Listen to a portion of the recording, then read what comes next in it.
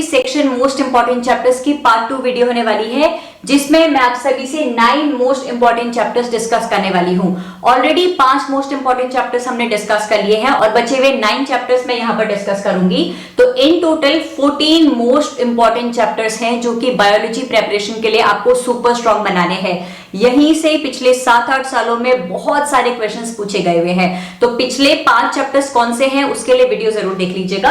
अब हम शुरू करते हैं 6th मोस्ट इंपॉर्टेंट चैप्टर आपके बायोलॉजी सेक्शन से, जिसमें आता है आपका बायोलॉजिकल क्लासिफिकेशन। पिछले 7 सालों में 2013 से लेकर 2019 तक के पेपर एनालिसिस के बेसिस पर यह पता चलता है कि बायोलॉजी क्लासिफिकेशन चैप्टर से पिछले 7 सालों में 27 क्वेश्चंस पूछे गए हैं। इस चैप्टर में से क्या क्या इंपॉर्टेंट टॉपिक्स हैं? Kingdom fungi, viruses, viroids and lichens. पिछले 7 सालों में जब बायोलॉजिकल क्लासिफिकेशन चैप्टर से क्वेश्चंस आए थे तो वहां पर से 30% questions were from this topic, fungi, viruses, viroids and lichens. इसके बाद जो सेकंड मोस्ट इंपॉर्टेंट टॉपिक इस चैप्टर से बनता है वो है आपका किंगडम प्रोटिस्टा और नेक्स्ट है किंगडम मोनेरा। ऐसा नहीं है कि जो टॉपिक्स मैं मेंशन नहीं कर रही हूं वो इंपॉर्टेंट नहीं है, लेकिन जो टॉपिक्स मैंने मेंशन करे हुए हैं यहां से फ्रीक्वेंटली आपके नीट के एग्जाम में क्वेश्चंस पूछे गए हैं, तो इन टॉपिक्स को तो बहुत अच्छे से आपको पढ़ना है, ठीक है। 7th मोस्ट इंपॉर्टेंट चैप्टर है आपका एवोल्यूशन। यहां से भी पिछले 7 सालों में 27 क्वेश्चंस पूछे गए हैं। मोस्ट इंपॉर्टेंट टॉपिक्स आते हैं आपके evidences of evolution, evolution of man and Hardy Weinberg principle. Hardy Weinberg principle बहुत अच्छे से कर लीजिएगा। क्या क्या फीचर्स थे हार्डी-वेनबर्ग प्रिंसिपल के, एनसीईआरटी में जो ग्राफ दिया हुआ है उसको भी अच्छे से पढ़ लीजिएगा, ठीक है।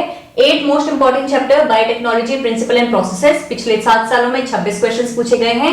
इसमें tools of recombinant DNA technology, इस चैप्टर से जब भी क्वेश्चंस पूछे गए हैं तो 58% questions tools of recombinant DNA technology topic से आए थे, जहां पर आपका पॉलीमरेज चेन रिएक्शन आ गई थी, टैग पॉलीमरेज का क्या रोल होता है और आपका रेस्ट्रिक्शन एंजाइम क्या होता है, ये सारी चीजें इन टॉपिक से रिलेटेड क्वेश्चंस पूछे गए थे। 9th most important chapter animal kingdom. 25 question पिछले 7 सालों में पूछे गए हैं।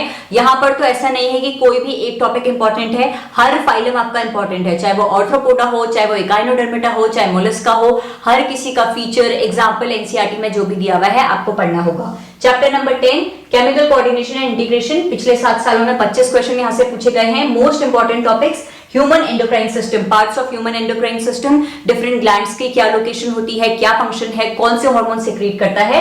64% क्वेश्चंस इस टॉपिक से पूछे गए हैं। नेक्स्ट आता है disorders of human endocrine system. जो भी आपके हार्मोन्स है अगर वो हाइपर एक्टिव हो गए हैं, ज्यादा सिक्रेशन हो रहा है तो क्या डिसऑर्डर है, कम सिक्रेशन हो रहा है तो क्या डिसऑर्डर है। 20% क्वेश्चंस आपके इस टॉपिक से पूछे गए हैं। नेक्स्ट आता है आपका ह्यूमन रिप्रोडक्शन। पिछले 7 सालों में 27 क्वेश्चंस यहां से पूछे गए हैं। Menstrual cycle most important topic, उसके बाद फर्टिलाइजेशन एंड इम्प्लांटेशन। फिर next chapter reproductive health. 23 questions पिछले 7 सालों में पूछे गए हैं। बहुत छोटा सा चैप्टर है तो पूरा का पूरा आपको अच्छे से पढ़ना है। स्पेशली इंट्रायूटेराइन डिवाइसेस टॉपिक बहुत अच्छे से कर लीजिएगा। Chapter number 13 human health and diseases. 23 questions past 7 years में पूछे गए हैं। Very important immunity, types of immunity, innate immunity क्या होती है, एक्वायर्ड इम्यूनिटी क्या होती है, एक्टिव पैसिव इम्यूनिटी क्या होती है, इससे रिलेटेड क्वेश्चंस पूछे जाते हैं। And the common diseases in humans, जैसे कि एस्कैरियासिस, फिलेरियासिस कैसे होता है, कौन इनका कॉजेटिव एजेंट है, क्या फंक्शन होता है, क्या प्रिकॉशंस होते हैं, क्या कंट्रोल होता है, अच्छे से पढ़ लीजिएगा।